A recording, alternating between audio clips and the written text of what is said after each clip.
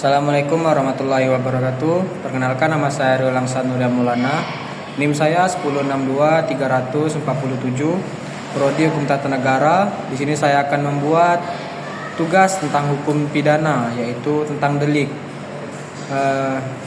Dalam tatanan kehidupan yang bermasyarakat, hukum pidana memegang peranan penting dalam menjaga ketertiban dan keadilan. Konsep delik atau yang lebih dikenal sebagai tindak pidana menjadi dasar bagi penegakan hukum pidana.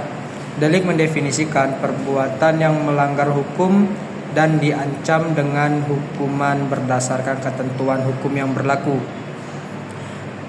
Baik, masuk ke materinya, yaitu delik. Delik secara sederhana didefinisikan sebagai perbuatan yang melanggar hukum dan berdasarkan ketentuan hukum yang berlaku.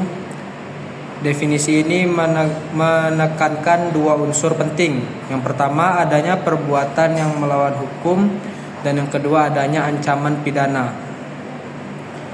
Dalam sistem hukum pidana, delik didefinisikan sebagai perbuatan yang memenuhi unsur-unsur tertentu yang telah ditetapkan dalam undang-undang. Unsur-unsur tersebut meliputi: yang pertama, unsur objektif, yaitu perbuatan yang dilakukan oleh pelaku. Dan yang kedua, unsur subjektif, yaitu niat pelaku dalam melakukan perbuatan tersebut. Dan yang ketiga, unsur hukum, yaitu aturan hukum yang mengatur tentang delik tersebut. Nah, jenis-jenis delik itu ada 11. Yang pertama, berdasarkan unsur kejahatan, delik dolus atau sengaja. Yang kedua, delik culpa atau kelalaian. Berdasarkan cara pelaksanaan, 1. Delik komisionis atau berbuat, dan yang kedua, delik omisionis atau tidak berbuat. Yang ketiga, delik komisionis atau peromisionis. Berdasarkan fokus perumusan. Yang pertama, delik material, dan yang kedua, delik formil. Terus berdasarkan jumlah perbuatan, ada yang pertama delik mandiri atau selbstständige Delikten. Yang kedua, ada delik berlanjut atau fortsatte Delikten.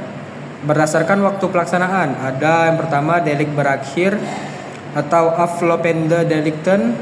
Yang kedua, delik berkesinambungan atau voortdurende Delikten. Yang selanjutnya berdasarkan kompleksitas.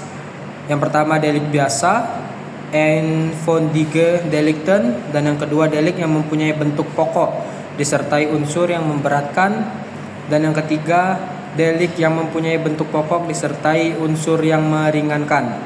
Terus ada berdasarkan kompleksitas, ada delik tunggal, dan yang kedua, delik majemuk. Terus berdasarkan motif, ada delik politik, delik ekonomi, dan yang ketiga, delik ideologi.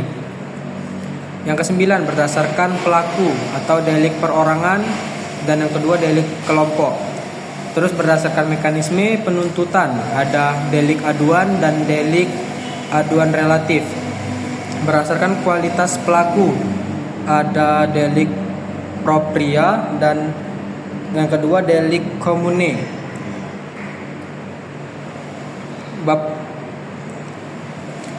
Selanjutnya, pembahasan peran delik dalam masyarakat.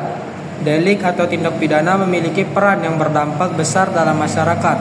Beberapa peran penting delik dalam masyarakat diantaranya: yang pertama, rasa ketidakamanan, dan yang kedua, gangguan kualitas hidup. Yang ketiga, ancaman keadilan sosial, dan yang keempat, dampak ekonomi. Selanjutnya ada kesimpulan. Delik didefinisikan sebagai perbuatan yang melanggar hukum dan diancam dengan pidana berdasarkan ketentuan hukum yang berlaku. Prinsip nullum crimen,